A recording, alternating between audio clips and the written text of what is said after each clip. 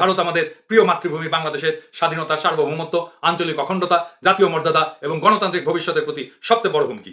এই হুমকি সাফল্যের সাথে মোকাবেলা করতে না পারলে আমাদেরকে এবং আমাদের ভবিষ্যৎ প্রজন্মদেরকে যুগের পর যুগ ভারতের গোলাম হিসেবে বাইচে থাকতে হবে।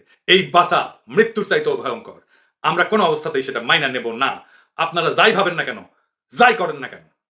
ভারতের ঘৃণ্য আধিপত্যবাদের বিরুদ্ধে আমাদের সংগ্রাম আমরা শুরু করে দিচ্ছি। আপনি হয়তো নিজেই দেখে গেছেন যে আমাদের এই আন্দোলনের প্রথম পর্ব অর্থাৎ ভারতীয় পণ্য বর্জন কত দ্রুত দাবানলের মতো সারা দেশে এবং সকল প্রবাসী মহলে ছড়ায় গেছে।